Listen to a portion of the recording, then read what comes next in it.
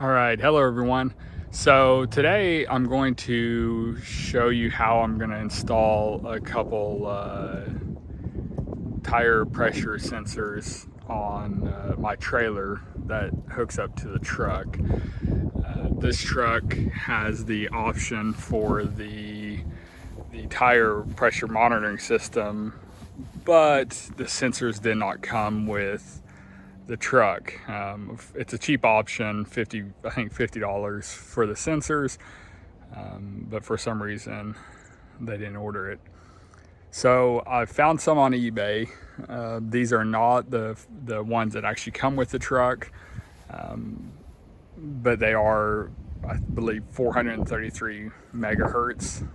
So the same frequency as the one that came with the truck. They should be arriving hopefully within the next hour or so. So what I'm doing right now is removing the tires and rims off this trailer, breaking the beads, removing the old valve stems, and hopefully USPS shows up with my sensor so I can put this back together today. I'm not going to go into all the details or 100% of the video, just showing the main parts. Of course, you're going to have to take your rims and tires off the vehicle. Then you're going to need to break the beads. The way I break the beads is I take my trailer jack, and I'll try to show a picture, and I put it right in here, and then I jack down on it, and then do that in a couple spots, and it normally breaks. You're not going to want to do this with a flimsy trailer jack. You're probably going to need a pretty decent trailer jack. I'll show the one I have on here. This one I installed, and it starts lifting the truck up before it'll have any issues. It's a pretty strong jack. So that's how I break the beads. Once you have the beads broken, you're going to want to remove the old valve stems that go in here. To do that, you can buy one of these tools right here, and that just screws on the valve stem, and you can pull it directly out.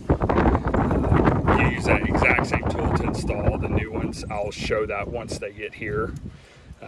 Again, hopefully they show up here pretty soon, and I'll show you that. Okay, I didn't really plan on showing how I break this down, but I will give a brief video. So number one, you got to remove your valve stem core. To do that, you take this little tool, insert it, turn it, and that'll be removed. You have to do that before you try to break the bead.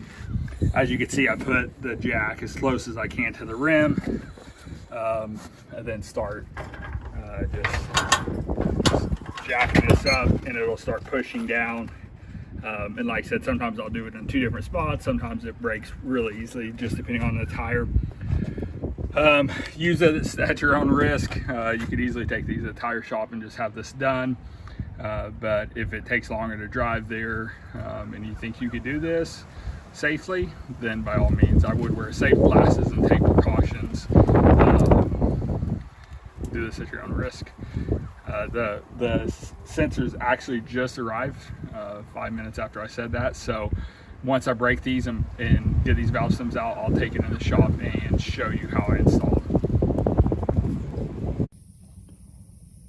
Okay, this is the tire I was just showing, breaking the bead on. As you can see, it's now broke. So now to remove the old valve stem, try to do this one-handed. Just screw this installing tool on, and then you could get enough leverage on it. Most of the time, you can pull the old one out, just like that. You could also cut from the bottom, or a lot of times I'll cut from the top and hold my hand. You do not want that piece, this little piece, to drop in. But these are actually, they weren't installed that long ago, probably a few months back. So they came out real easy. Here's the new ones. Again, these are not, I'll try to put a link in the description or part number. These are not the ones that come for the truck, but they do work for the trailer sensors. To install it, I'm gonna try this one-handed without breaking the sensor. So you push this down, and then you can maneuver it in here. Yeah, it's not gonna work. I'll install it and be right back. Okay, I went ahead and installed that.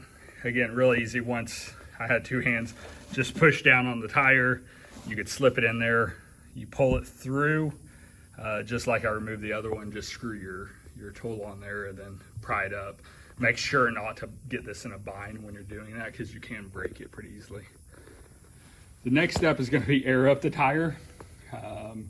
This is sometimes tricky. There's probably some videos out there on how to seat the bead if you're having issues. Hopefully I did this probably a couple days ago on my other dump trailer, and it was pretty easy. You will need to remove the core again. The core has to be out, and then you're going to need an air chuck. This is just the cheapo here, but it has to be a higher volume, and it has to be able to release air without having a core inside. So to do this, again, just you pull up on this, and you try to push the rim up, and once this starts to seat, just slowly air it up, and don't exceed, don't put a ton of pressure in it. It should just slowly move up. If you have to, sometimes you could put some soapy water mix in there. I try not to do that because I really don't want water inside my when I say that, it's really light layer of soap basically in there, Dawn or something like that. But again, I try not to do that if I don't have to. I'll seat this one and show you guys what it looks like. Okay, so I just moved the tire around a little bit, and I pushed down on the rim while putting air in it, and you could see it's starting to seat. This is where you just continue putting air in at a pretty slow pace, and you'll start to see the tire starting to move up on the rim. Keep your fingers away from all that. To eventually, again, you just kind of slowly put air in it.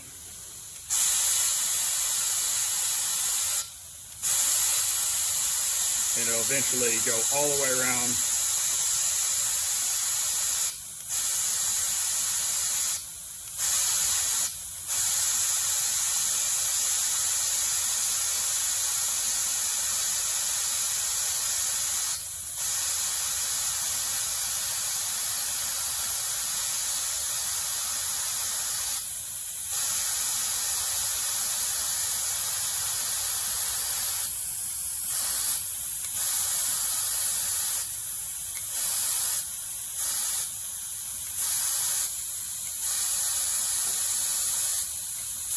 I don't have very much pressure in it right now, so you definitely don't want to put too much pressure when you're seating the bead. I see I'm about 12 pounds or so in it, so not a whole lot of pressure. But then if it doesn't start to seat, which it is, you could take a small hammer and hit that, and it'll pop it up. And that's probably what I'll do here. It's leading off, but we'll see if I can get this to go without it. But I shut my air compressor off because it's pretty loud, but I may have to stop the video and turn that back on so I get enough air.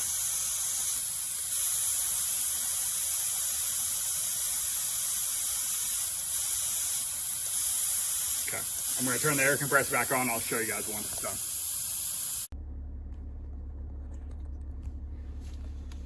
Okay, I finished setting up all the sensors and installing those. Went pretty smooth for the most part, no issues. Like I said, just if you follow those steps, it's pretty straightforward. Now the next thing is you need to program the truck. Again, these sensors are not the exact ones you could buy from GM. I think if you get them through the parts department, they're close to $250 for a set of 4, I believe. I bought this set on eBay for I think $25.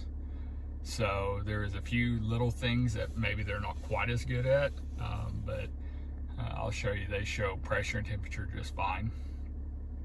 To program it, I've already programmed these, but basically you'll set up a trailer, and then once you have a trailer set up, you could go in,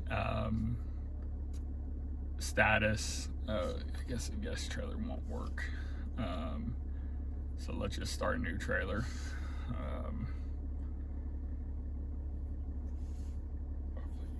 Sorry, the sun's kind of pointing right there. And then conventional, let's say it's travel trailer. Done. And then status, and then you can go to tires, and then set up sensors. There's a couple ways. I believe you could, once you hit the setup button,